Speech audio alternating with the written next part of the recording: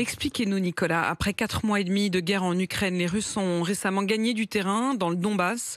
Mais les Occidentaux espèrent renverser la situation en continuant massivement à livrer des armes à l'Ukraine. Oui, et même en passant à la vitesse supérieure, en livrant désormais des armes lourdes, de plus en plus modernes et efficaces. La semaine dernière, Joe Biden a donné son accord pour offrir à l'armée ukrainienne des lance-roquettes HIMARS. Ce sont des lance-roquettes multiples montés sur des camions blindés qui tirent des obus de gros calibre, guidés par GPS et précis au mètre près. Leur portée est de 80 km. Les Américains les décrivent comme capables de créer un déluge de feu ou bien encore une pluie d'acier. Ces armes, elles viennent s'ajouter à un arsenal qui est quand même déjà considérable. Oui, les pays de l'OTAN ont livré depuis le début de la guerre et en réalité même avant le début de la guerre des armements qui ont totalement changé la donne. Sans ces livraisons, l'Ukraine aurait certainement déjà perdu la guerre. Les Ukrainiens ont reçu des milliers de missiles anti-tanks et anti-aériens. Ils ont reçu des tanks, par exemple 200 chars T-72, rien que de la part de la Pologne. Ils ont reçu des hélicoptères, des radars, des systèmes ultramodernes de défense aérienne. On leur a bien sûr envoyé les munitions qui vont avec, par exemple 200 000 obus de la part des Américains. Il faut aussi parler des drones kamikazes qui vont s'écraser sur un tank avec leur charge explosive.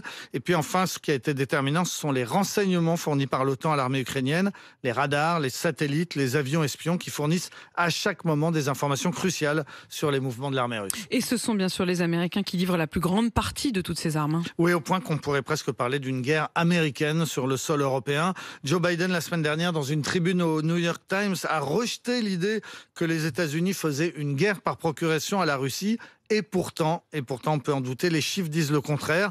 Les États-Unis ont déjà livré pour 4 milliards de dollars d'armement, mais ils ont surtout voté une nouvelle enveloppe de 40 milliards. C'est plus que tous les autres pays réunis. C'est presque 10 fois plus que tous les autres pays réunis. Joe Biden a réussi à convaincre le Congrès américain que les intérêts vitaux du pays étaient menacés et qu'il fallait payer pour faire reculer la Russie, quoi qu'il en coûte. Et qui sont les autres pays qui envoient des armes ? Alors, en ce qui nous concerne, les livraisons françaises restent modestes, de l'ordre de 100 millions pour le moment, avec notamment 6 canons César, canons de longue portée, qui sont certes parmi les meilleurs du monde, mais il n'y en a que 6. Les Ukrainiens se sont plusieurs fois dit déçus par l'aide de la France. Mais les Ukrainiens sont surtout très en colère contre les Allemands, parce que Berlin a beaucoup promis, mais très peu livré.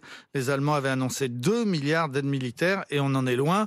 La semaine dernière, le chancelier Olaf Scholz a dû promettre d'accélérer bientôt les choses sous la pression de sa majorité.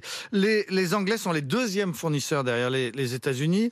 Le Canada, l'Australie, les Pays-Bas, la Belgique, la Norvège. En tout, il y a une quinzaine de pays qui ont décidé d'aider l'Ukraine militairement. Mais ceux qui payent le plus comparé à leurs moyens, eh bien, ce sont les voisins de l'Ukraine et de la Russie, ceux qui ont le plus peur de Poutine. La Pologne d'abord, et puis les 3 pays baltes, les petites républiques d'Estonie et de Lettonie ont payé chacune 2 fois plus que la France. Et en Lituanie, il y a même eu une mobilisation populaire, une cagnotte. Ça a permis de rassembler 5 millions d'euros pour acheter des drones. 2 fois plus que la France en proportion, évidemment, de son Non, PIB. en réalité, non. On voyait que par rapport à leur taille, ils sont ceux qui ont le plus fourni. Mais vous voulez dire, ils ont même plus fourni que nous ? Ils ont pour 2 fois environ 100 millions pour la France, 200 millions pour l'Estonie. Ça dit quand même, en effet, on peut la comprendre peur de ces pays-là.